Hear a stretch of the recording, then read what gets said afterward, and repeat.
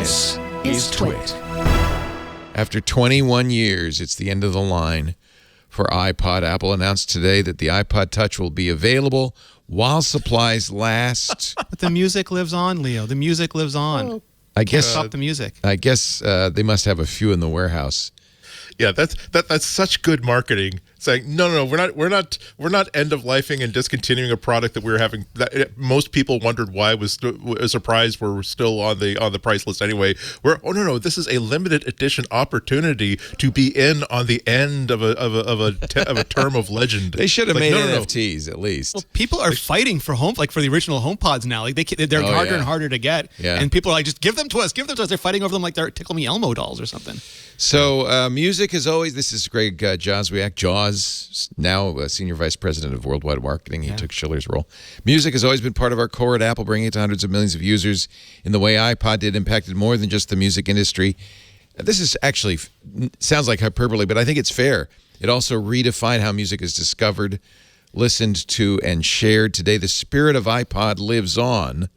I don't know if that's true. We've integrated an incredible music experience across all of our products, from iPhone to the Apple Watch to HomePod Mini and across Mac, iPad, Apple TV. So, bye-bye.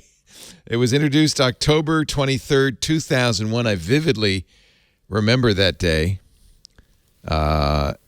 It went through a lot of iterations. The shuffle, remember the shuffle? Remember the chewing gum? The buttonless shuffle. The buttonless shuffle. The iPod Touch was the last version. The wide nano. Yeah. Remember this one? The little clip-on for sports? That was a very cool design. Yeah. What killed the iPod Touch? Was it just it became a feature. It's a feature. The iPod Touch product to feature was how much? $279? What was it? I don't remember what it got down to. It got down really low at a Did it? Okay. Because it's basically an iPhone 5. Like, that thing is ancient at this point. Yeah. But it was a good choice for kids that you didn't want to buy them an iPhone, but you wanted to give them something.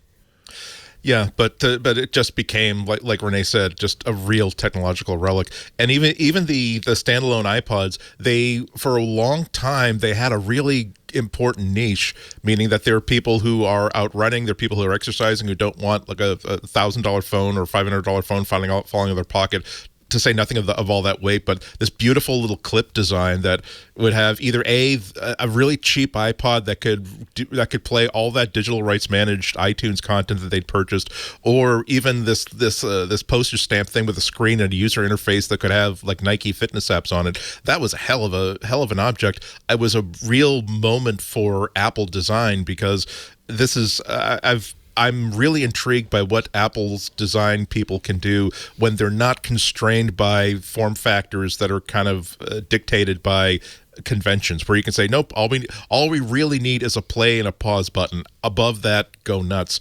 But then, of course, the solution to I'm exercising and I want to be able to listen to music became Apple Watch plus AirPods, and so even that was aced out of the market. They couldn't compete with all the super cheap stuff that was out there for people who actually wanted something that if it fell off their t-shirt while they're running, get a $20 thing from AliExpress or from no-name Amazon, because you won't care about it. Otherwise, you don't want to lose your Apple Watch. Yeah, right now they're selling the 32 gig iPod Touch for $200.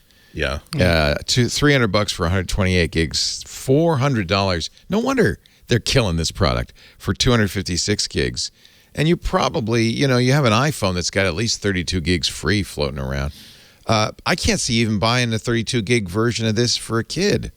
The kid would be insulted. Developer camp was probably the last thing that they used them for, was to buy 30 for a developer camp or something. Yeah. And also the camera. You want to talk about living in shame, posting to Instagram with a 2000 with a iPhone 5 level camera on it. Yeah. You gotta wonder why. The thing is, I always try to measure my complaints about things, because you never know. It'd be easy to say, oh gosh, I can't believe they still sell that, but there's probably a really esoteric reason why they were selling it. That there was some market somewhere that insisted that, hey, we need something to run iOS apps, but it can't be a phone, it can't have a cellular radio in it, and they kept it on the marks The because Pentagon. I don't. Well, you know, No, they have no cameras. Apple has a actually, camera on it, yeah.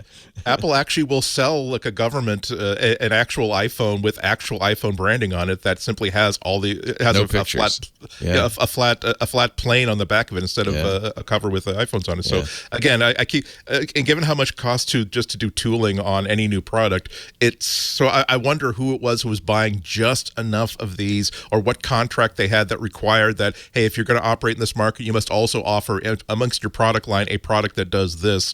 That said, you know what, it is just paying the fines would cost more than just keeping this one little tiny product on the assembly Or if they lines. overordered and took them 2 years to clean them out.